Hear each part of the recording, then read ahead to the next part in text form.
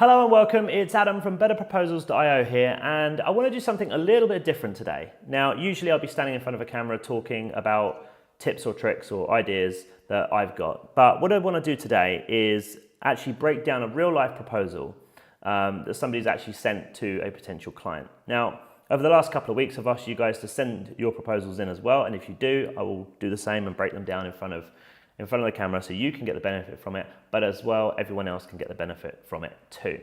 So the chap we're talking about today is a chap called Tony, runs a painting and decorating firm in Australia, and I know it's a little bit of a deviation from our usual sort of digital service agency kind of world, but I think it's a really good example because it's a full proposal and it's just a really good example and a really good starting point. So first thing I want to kind of illustrate here is the cover.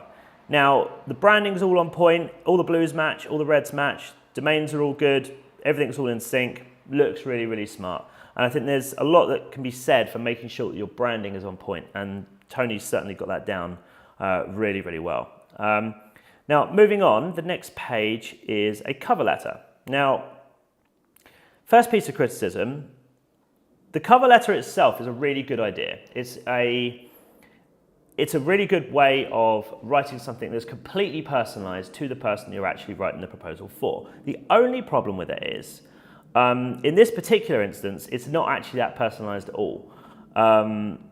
It's mainly just where the job is taking place and their name and some other stuff. There's not really an awful lot that's personalized about that actual job and the actual needs of that particular client. The second thing is that it screams the only thing that's being personalized. It looks like everything else is just templated.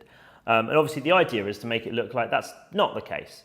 So I think I like the idea of it being a letter, but then I think it has its downside as well. So maybe if this was just called an introduction, maybe that would sort of soften the idea that this was the only thing that was actually being edited and tailored towards the client. So that's my thoughts on that. Then we go into an about page, and it works, but I kind of feel like it would be better suited later on.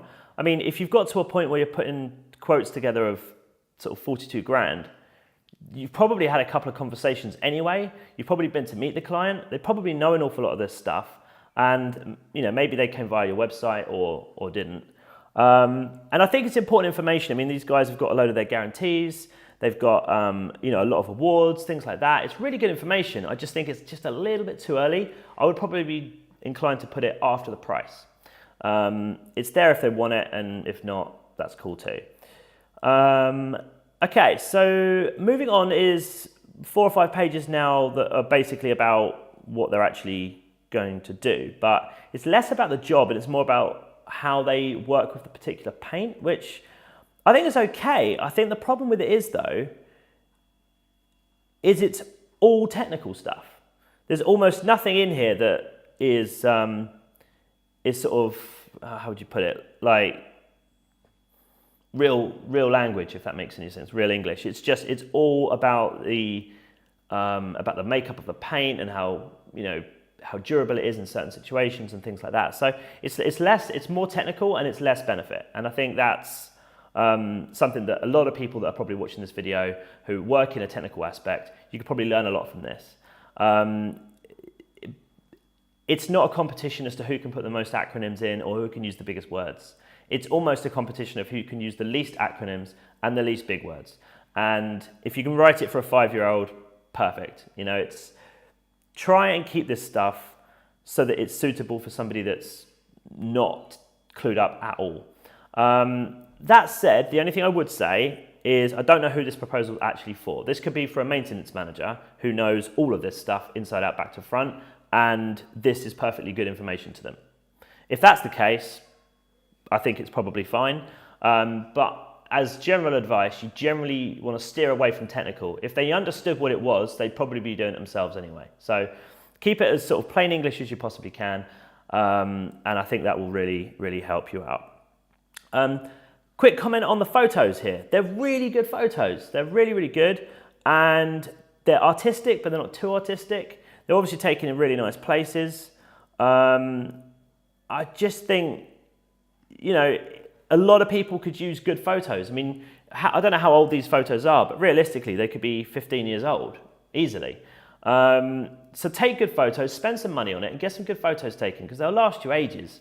And I think it's very much worth investing in that.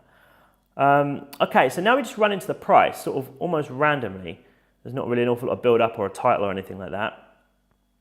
Now there's a little bit of a discrepancy here, because you've got the price at $42,000 and then you've got this random thing that says special offer, and it's basically an hour's consulting session on choosing the right colors. Great stuff, really cool. The problem with that is you've used the really cheap words special offer, and you've got a massive price in there. I mean, it probably isn't a massive price in Aussie dollars, but keep your language inconsistent and try not to confuse things with, like a massive price and then something cheap with sort of special offer. I think the idea is good. I might be tempted to reword special offer to something more like a time-sensitive incentive, maybe. So, if you go ahead with us in the next 14 days, then you get this extra thing thrown in for free. Other than that, all pretty good on the proposal side of things. There's a couple of main issues with it on sort of from a bird's eye view, and one of them is that there's no obvious next step. There's literally nothing that tells me what to do here. I mean, say I want to go ahead now. I mean, there's no instructions or anything. So that is probably not amazing. I mean, you just want to tell people what to do next. They don't necessarily know. You know what your sales process is, but they don't.